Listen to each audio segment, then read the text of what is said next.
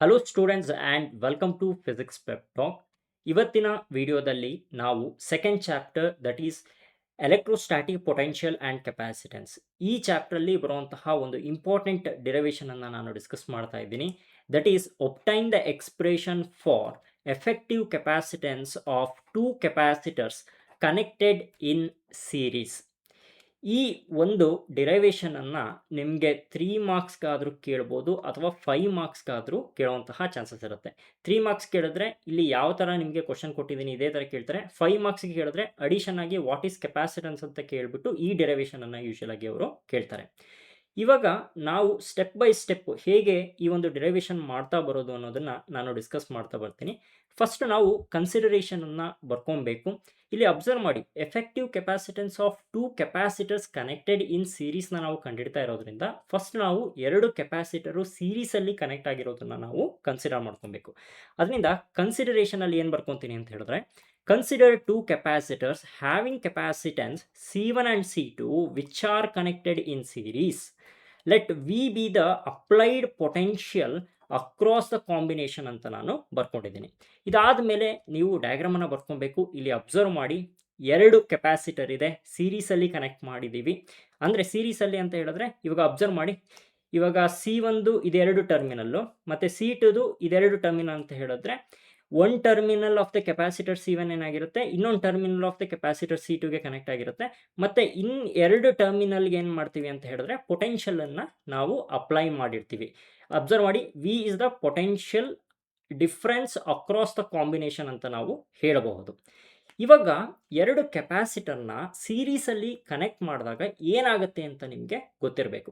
ಎರಡು ಕೆಪಾಸಿಟರ್ನ ಸೀರೀಸಲ್ಲಿ ಕನೆಕ್ಟ್ ಮಾಡಿದಾಗ charge on each capacitor same ಇರುತ್ತೆ, ಆದರೆ potential difference across each capacitor different ಇರುತ್ತೆ ಅಂತ ನಿಮಗೆ ಗೊತ್ತಿರಬೇಕು. ಅದನ್ನು ನೀವು ಬರ್ಕೊಬೇಕು. In series combination charge on each capacitor remain the same whereas the potential across each capacitor varies ಅಂತ ನೀವು ಬರ್ಕೊಬೇಕು. ಇಲ್ಲಿ ನಾನು charge on each capacitor same ಇದೆ, potential difference across each capacitors varies ಇರುತ್ತೆ ಅಂತ ಹೇಳಿದ್ರೆ ಅದಕ್ಕೆ ನಾವು ಲೇಬಲ್ ಮಾಡ್ಕೊಬೇಕಾಗತ್ತೆ. ಅದರಿಂದ ನಾನೇನು ಬರ್ಕೊತೀನಿ, let Q be the charge on each of the capacitor and V1 and V2 be the potential difference across C1 and C2 respectively ಅಂತ ನಾನು ಕನ್ಸಿಡರ್ ಮಾಡ್ಕೊತೀನಿ. ಇದನ್ನು ನೀವು ಡಯಾಗ್ರಾಮಲ್ಲಿ ರೆಪ್ರೆಸೆಂಟ್ ಮಾಡ್ಕೊಬೇಕು. ಚಾರ್ಜ್ ಆನ್ ಈಚ್ ಕೆಪಾಸಿಟರ್ ಅಂದರೆ ಒಂದು ಪ್ಲೇಟ್ ಮೇಲೆ ಪ್ಲಸ್ ಕ್ಯೂ, ಇನ್ನೊಂದು ಪ್ಲೇಟ್ ಮೇಲೆ ಮೈನಸ್ ಕ್ಯೂ ಅಂತ ರೆಪ್ರೆಸೆಂಟ್ ಮಾಡ್ಕೊಂಡಿದ್ದೀನಿ. ನೀವು ಜಸ್ಟ್ ಕ್ಯೂ ಅಂತ ಬರೋದ್ರು ಸಾಕು, ಏನೂ ಪ್ರಾಬ್ಲಮ್ ಇಲ್ಲ. ಇಲ್ಲಿ ಅಬ್ಸರ್ವ್ ಮಾಡಿ, ಪೊಟೆನ್ಷಿಯಲ್ ಡಿಫ್ರೆನ್ಸ್ ಅಕ್ರಾಸ್ C1 ಏನಿದೆ, V1 ಇದೆ, potential difference across C2 V2 ಅಂತ ನಾನು ಕನ್ಸಿಡರ್ ಮಾಡ್ಕೊಂಡಿದ್ದೀನಿ.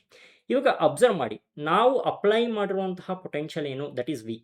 C1 ಮತ್ತು C2 ಅಕ್ರಾಸ್ ಪೊಟೆನ್ಷಿಯಲ್ ಏನಿದೆ, V1 ಮತ್ತು V2 ಇದೆ. ಅದರಿಂದ ನಾವೇನು ಬರ್ಕೊಬೋದು ಅಂದರೆ V ಏನಾಗಿರುತ್ತೆ, that is equal to V1 plus V2 ಅಂತ ನಾವು ಬರ್ಕೊಬೋದಾ. Let me call this as equation number 1. ಇವಾಗ ನಾವು V1 ಆ್ಯಂಡ್ V2 ಕಂಡುಹಿಡಬೇಕು in terms of C1 and C2.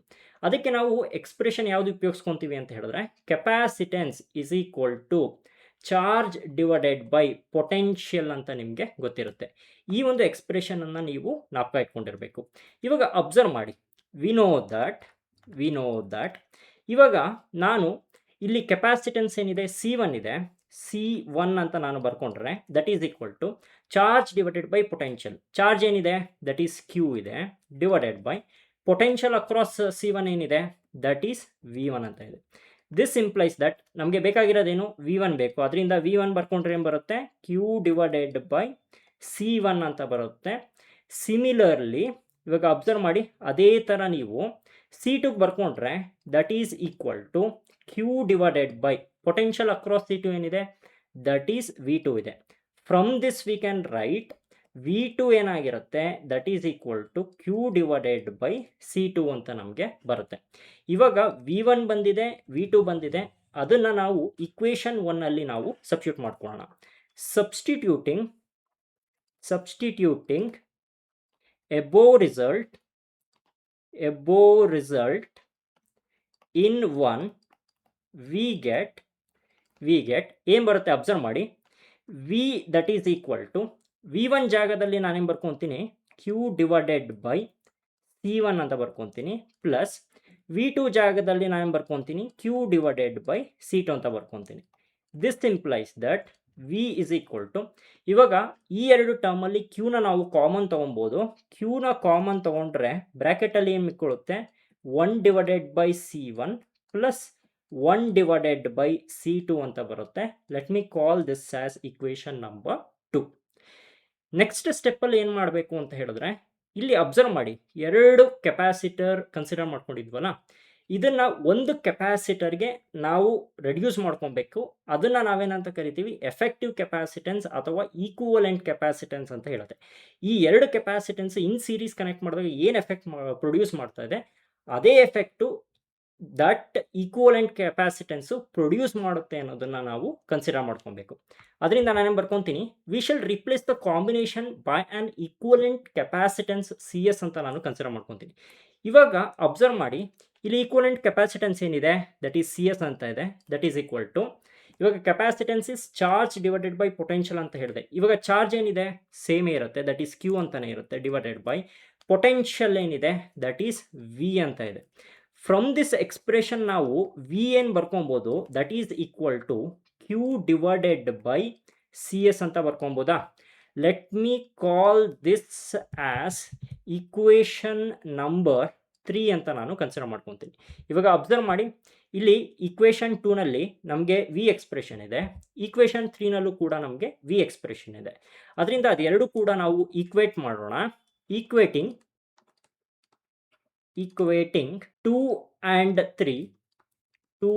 3 we get, ಇವಾಗ ಎರಡು ಈಕ್ವೇಟ್ ಮಾಡಿದ್ರೆ ಏನು ಬರುತ್ತೆ, ಇಲ್ಲಿ ಅಬ್ಸರ್ವ್ ಮಾಡಿ, ವಿ ಜಾಗದಲ್ಲಿ ನಾನೇನು ಸಬ್ಸ್ಟಿಟ್ಯೂಟ್ ಮಾಡ್ಕೊಬೇಕು, Q ಡಿವೈಡೆಡ್ ಬೈ CS ನಾನು ಸಬ್ಸ್ಟಿಟ್ಯೂಟ್ ಮಾಡ್ಕೊಬೇಕು. ಅವಾಗ Q divided by CS that is equal to ಏನಿದೆ ರೈಟ್ ಹ್ಯಾಂಡ್ ಸೈಡಲ್ಲಿ, Q into 1 divided by C1 plus 1 divided by C2 ಅಂತ ಇದೆ. ಅದನ್ನು ನಾನು ಬರ್ಕೊತೀನಿ, Q into 1 divided by C1 plus 1 divided by C2 ಅಂತ ಬರುತ್ತೆ. Q ಕ್ಯಾನ್ಸಲ್ ಆಗುತ್ತೆ. ಇಲ್ಲಿ 1 divided by CS that is equal to 1 divided by C1 plus 1 divided by C2 ಅಂತ ಬರುತ್ತೆ. ಅದನ್ನು ನಾವು ಬರ್ಕೊಳ್ಳೋಣ. 1 divided by CS that is equal to 1 divided by C1 plus 1 divided by C2 ಅಂತ ಬರುತ್ತೆ. ಇದು ನಮಗೆ ಬೇಕಾಗಿರುವಂಥ ಎಕ್ಸ್ಪ್ರೆಷನ್ ಆಗಿರುತ್ತೆ. ಇಲ್ಲಿ ಫರ್ದರ್ ಒಂದು ಸ್ಟೆಪ್ಪನ್ನ ಬೇಕಾದರೆ ಬರ್ಕೊಳ್ಳಿ. ಇಲ್ಲಿ ಅಬ್ಸರ್ವ್ ಮಾಡಿ, ಇವಾಗ ನೀವೇನಾದರೂ LCM ತೊಗೊಂಡ್ರೆ C1 C2 ಏನು ಬರುತ್ತೆ, ಡಿನಾಮಿನೇಟ್ರಲ್ಲಿ ಬರುತ್ತೆ, ನ್ಯೂಮರೇಟರಲ್ಲಿ C1 ಪ್ಲಸ್ C2 ಬರುತ್ತೆ. ಅದಾದಮೇಲೆ ರೆಸಿಪ್ರೋಕಲ್ ತೊಗೊಂಡಾಗ ನಿಮ್ಗೇನು ಬರುತ್ತೆ, CS that is equal to C1 C2 divided by C1 plus C2 ಅಂತ ನಿಮಗೆ ಬರುತ್ತೆ. ಇದು ನಮಗೆ ಬೇಕಾಗಿರುವಂತಹ ರಿಕ್ವೈರ್ಡ್ ಆನ್ಸರ್ ಆಗಿರುತ್ತೆ. ಅಂದರೆ CS ಏನಾಗಿರುತ್ತೆ, that is equal to C1 C2 divided by C1 plus C2 where CS represents the equivalent capacitance ಅಥವಾ effective capacitance of 2 capacitor connected in series ಅಂತ ನಾವು ಹೇಳಬಹುದು. ಇಲ್ಲಿ ಅಬ್ಸರ್ವ್ ಮಾಡಿ, ನಿಮ್ಗೆ ಗೊತ್ತಾಗಲಿಲ್ಲ ಅಂತ ಹೇಳಿದ್ರೆ ಆ ಸ್ಟೆಪ್ ಕೂಡ ಬರಿತೀನಿ. ಇಲ್ಲಿ 1 divided by CS that is equal to LCM ತೊಗೊಂಡಾಗ ಏನಾಗುತ್ತೆ, C1 C2 ಬರುತ್ತೆ. ಇಲ್ಲಿ ನ್ಯೂಮರೇಟರ್ ಏನು ಬರುತ್ತೆ, C1 ಪ್ಲಸ್ C2 ಅಂತ ಬರುತ್ತೆ. ರೆಸಿಪ್ರೋಕಲ್ ತೊಗೊಂಡಾಗ CS that is equal to C1 C2 divided by C1 plus C2 ಅಂತ ನಮಗೆ ಬರುತ್ತೆ. ಇದು ನಮಗೆ ಬೇಕಾಗಿರುವಂತಹ ರಿಕ್ವೈರ್ಡ್ ಎಕ್ಸ್ಪ್ರೆಷನ್ ಆಗಿರುತ್ತೆ. ಇಲ್ಲಿವರೆಗೂ ನೀವು ಮಾಡಿದ್ರೆ ಈಸಿಯಾಗಿ ನಿಮಗೆ 3 ಮಾರ್ಕ್ಸ್ ಅಥವಾ 5 ಮಾರ್ಕ್ಸ್ ನಿಮಗೆ ಒಪ್ಟೈನ್ ಆಗುತ್ತೆ. ಈಸಿಯಾಗಿರುವಂತಹ ಡೆರಿವೇಷನ್ನು ಆರಾಮಾಗಿ ನೀವು ಮಾಡ್ಬೋದು. ಯೂಶುವಲ್ ಆಗಿ ಈ ಒಂದು ಚಾಪ್ಟ್ರಲ್ಲಿ ನಿಮಗೆ 5 ಮಾರ್ಕ್ಸ್ಗೆ ಪ್ರಾಬ್ಲಮ್ಸನ್ನು ಕೇಳೋದ್ರಿಂದ ಈ ಥರ ಡೆರಿವೇಷನನ್ನು 3 ಮಾರ್ಕ್ಸಿಗೆ ಕೇಳುವಂತಹ ಚಾನ್ಸಸ್ ಜಾಸ್ತಿ ಇರುತ್ತೆ. ಅದರಿಂದ ಈ ಡೆರಿವೇಷನನ್ನು ನೀವು ಕರೆಕ್ಟಾಗಿ ನೋಡ್ಕೊಂಡಿರಬೇಕು. ಮತ್ತು ನೀವೇನಾದರೂ KCET ಕೋರ್ಸಸ್ಸನ್ನು ನೀವು ನೋಡ್ತಾ ಇದ್ದರೆ, ನಮ್ಮ ಫಿಸಿಕ್ಸ್ ಪೆಪ್ ಟಾಕ್ ಆ್ಯಪಲ್ಲಿ 2 ಕೋರ್ಸ್ ಇದೆ. ಒಂದು ದ್ರೋಣ 2026 ಅಂತ ಇದೆ, ಇನ್ನೊಂದು ಸುದರ್ಶನ KCET 2026 ಕ್ರ್ಯಾಶ್ ಕೋರ್ಸ್ ಅಂತ ಇದೆ. ದ್ರೋಣ 2026ಅಲ್ಲಿ ನಿಮಗೆ PCM KCET ಟೀಚಿಂಗ್ ಜೊತೆಗೆ 1-on-1 ಇಂಜಿನಿಯರಿಂಗ್ ಕೌನ್ಸಿಲಿಂಗ್ ಗೈಡೆನ್ಸನ್ನು ನಾವು ಪ್ರೊವೈಡ್ ಮಾಡ್ತೀವಿ. ಇದು ಲಿಮಿಟೆಡ್ ಸೀಟ್ಸ್ ಇರುತ್ತೆ. ಇಲ್ಲ ಸರ್, ನನಗೆ 1-on-1 ಕೌನ್ಸಿಲಿಂಗ್ ಗೈಡೆನ್ಸ್ ಏನೂ ಬೇಕಾಗಿಲ್ಲ, ನನಗೆ KCET ಪ್ರಿಪೇರ್ ಆಗೋಕ್ಕೆ ಕೋರ್ಸ್ ಮಾತ್ರ ಸಾಕು ಅಂತ ಹೇಳಿದ್ರೆ ಸುದರ್ಶನ KCET 2026 ಕ್ರ್ಯಾಶ್ ಕೋರ್ಸ್ಗೆ ನೀವು ಜಾಯ್ನ್ ಆಗಬಹುದು. ಇದು ನಿಮಗೆ ₹2999ಗೆ ಅವೈಲೇಬಲ್ ಇರುತ್ತೆ. ಮತ್ತು ಈ 2 ಕೋರ್ಸಲ್ಲಿ ಇನ್ನೊಂದು ಅಡ್ವಾಂಟೇಜ್ ಏನು ಅಂತ ಹೇಳಿದ್ರೆ, ನಿಮಗೆ second PUC PCM exam success ಗೈಡನ್ನು ನಿಮಗೆ ಫ್ರೀಯಾಗಿ ಕೊಡ್ತಾ ಇದ್ದೀವಿ. ಯಾರ್ಯಾರು ಈ 2 ಕೋರ್ಸ್ಗೆ ಎನ್ರೋಲ್ ಆಗ್ತಾರೆ, ಅದರಲ್ಲಿ ನಿಮಗೆ ಬೋರ್ಡ್ಸ್ಗೆ ಹೆಲ್ಪ್ಫುಲ್ ಆಗೋ ಥರ ಫಿಸಿಕ್ಸು, ಕೆಮಿಸ್ಟ್ರಿ, ಮ್ಯಾಥಮೆಟಿಕ್ಸ್ ಏನಿದೆ, chapter wise important questions and answers multiple choice questions and answers ನಿಮಗೆ ಪ್ರೊವೈಡ್ ಮಾಡಿರ್ತೀವಿ. ಸೊ ದಟ್ ನಿಮಗೆ ಬೋರ್ಡ್ ಎಕ್ಸಾಮಿನೇಷನ್ಸ್ಗೂ ಹೆಲ್ಪ್ ಆಗುತ್ತೆ. ಅದಾದಮೇಲೆ ಈ ಕೋರ್ಸ್ನಿಂದ ನಿಮಗೆ KCETಗೂ ಪ್ರಿಪೇರ್ ಆಗ್ತಾ ಬರಬಹುದು. ನಿಮಗೆ ಹೆಚ್ಚಿನ ಮಾಹಿತಿ ಬೇಕು ಅಂತ ಹೇಳಿದ್ರೆ ಇಲ್ಲಿ ಕೊಟ್ಟಿರುವಂತಹ ಫೋನ್ ನಂಬರ್ಗೆ ಕಾಲ್ ಮಾಡಿಬಿಟ್ಟು ನೀವು ಪಡ್ಕೊಬಹುದು. ಮತ್ತು ಈ ಕೋರ್ಸ್ಗೆ ಜಾಯ್ನ್ ಆಗಬೇಕು ಅಂತ ಹೇಳಿದ್ರೆ ನೀವು ಫಿಸಿಕ್ಸ್ ಪೆಪ್ಟಾಕ್ ಆ್ಯಪನ್ನ ನೀವು ಡೌನ್ಲೋಡ್ ಮಾಡ್ಕೊಬೇಕಾಗತ್ತೆ. ಅರ್ಥ ಆಯ್ತಲ್ವಾ? That's it for this video, guys. I'm your teacher Mukund. I will meet you guys in the next video. Until then, have a nice day.